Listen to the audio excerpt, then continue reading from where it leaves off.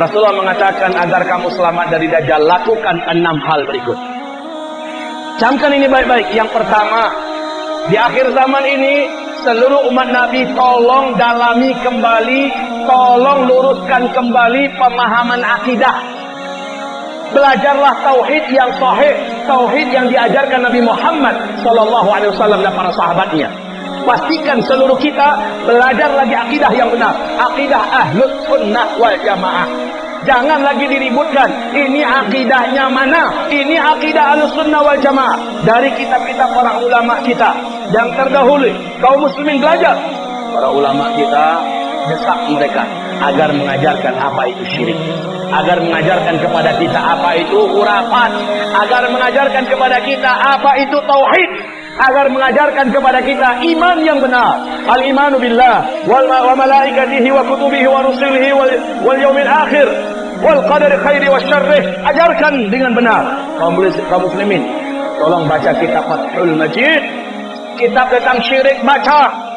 Sebaiknya didamping oleh para alim ulama kita yang benar, karena kitab ini adalah kitab induk tentang masalah syirik. Ibarat Allah, belajar. Yang kedua, seluruh umat Nabi, kata Nabi, yang selamat di akhir zaman adalah orang-orang Islam dari umatku yang hidupnya dalam Islam benar-benar fanatik habis dengan Al-Quran dan Sunnah. Fanatik habis. Ini ada dalilnya, ini ayatnya. Ini ada dalilnya, ini hadisnya. Selama ada ayatnya, ada hadisnya, dan ulama ijma di atas itu, dia fanatik. Tak peduli apa kata orang, tidak peduli apa cibiran orang, tidak peduli apapun resiko. Inilah jalan yang harus diambil oleh umat Nabi di akhir zaman. Mereka-mereka inilah yang lulus tes iman, yang akrab dan nempel, fanatik dengan Al-Quran dan Sunnah Nabi Muhammad SAW. Yang ketiga, Nabi perintahkan kalau Dajjal nanti keluar, maka umat Nabi yang mampu hijrah cepat lari dan hijrahlah ke Mekah atau ke Madinah, karena 2 kota inilah yang tidak akan bisa dimasuki oleh Dajjal. Yang keempat, Nabi mengatakan SAW, setiap umatnya sebelum tutup sholatnya, sebelum Assalamualaikum warahmatullahi wabarakatuh, sebelum Assalamualaikum, setelah tahiyat akhir, baca doa perlindungan dari Dajjal. Sudah hafal? Yang belum hafal tolong angkat tangan. Yang belum hafal, saya akan bunyikan contoh doanya apa. Yang belum hafal jangan malu, Pak. Orang yang angkat tangan berarti punya niat untuk ingin menghafal, betul tidak? Angkat tangan yang belum hafal. Ternyata cukup banyak. Jangan malu, Pak, karena bukan Bapak sendiri yang banyak nggak hafal, ya. Banyak yang belum hafal dari umat Nabi Muhammad. Apa itu doanya? Sama-sama ikuti saya. Allahumma Assalamualaikum. Oke, ini yang keempat. Yang kelima, cara supaya selamat dari Dajjal.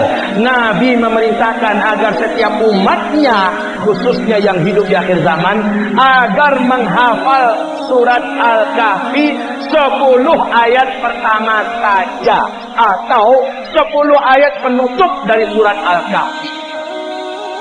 Dihafal, lalu setelah itu dibaca, jadikan dia selancar kita membaca Al-Fatihah. Siapa yang sudah hafal? Yang sudah hafal, Masya Allah. 1, 2, 3, 4. Dari sekian ribu orang yang hadir malam ini, yang sudah hafal 10 ayat pertama dari surat Al-Kahfi siapa? Inna lillahi wa inna ilaihi raji'un.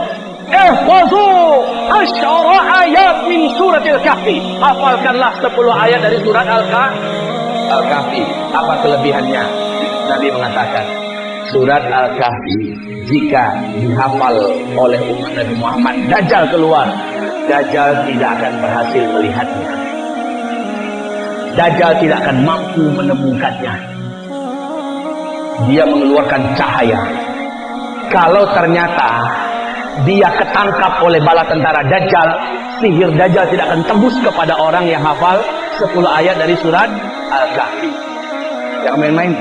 Sekarang buat program agar setiap bapak dan ibu satu keluarga katakan pada keluarga kita, nak, istriku, seluruh kita dalam 1 bulan ini atau 2 bulan ini wajib sudah hafal 10 ayat dari surat Al-Kahfi. Begitu. Yang keenam yang harus dilakukan ibarat Allah, Rasulullah mengatakan, ya kayak tadi yang saya sampaikan, jika kamu mendengar Dajjal sudah masuk ke kota kamu, maka larilah kamu segera ke dalam rumah. Ini perintah Nabi ya. Larilah kamu segera ke dalam rumah. Pastikan istri kamu, wanita-wanita kamu sudah di dalam rumah. Tutup pintu rapat-rapat, tutup jendela rapat-rapat.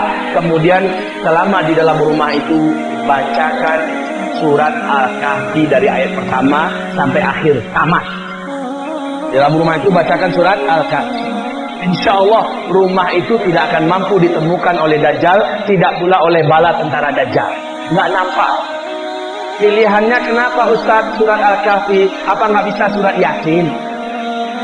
Apa nggak bisa surat Al-Waqi'ah? Kenapa harus Al-Kahfi? Ingat nggak bagaimana kisah pemuda-pemuda Al-Kahfi? Orang-orang yang mempertahankan iman, menyelamatkan iman, sembunyi dalam gua. Padahal gua itu ada di negeri kekuasaan raja. Kalau tentaranya disuruh mencari mereka, mereka lalu lalang di depan gua, tapi guanya nggak nampak. Guanya nggak nampak. Masya Allah, Masya Allah. Sampai sekian ratus tahun, 300 tahun, 309 tahun. Masya Allah, nggak nampak. Allah selamatkan penduduk yang ada dalam gua itu. Di akhir zaman, Dajjal dan bala tentaranya akan menyatroni setiap kota-kota di muka bumi. Orang yang masuk ke dalam rumah, di rumah dia bacakan surat Kahfi, akan terjadi hal yang sama. Insya Allah rumahnya tidak akan nampak, tidak akan ketemu. Ini guna membaca surat Al-Kahfi di akhir zaman. Paham?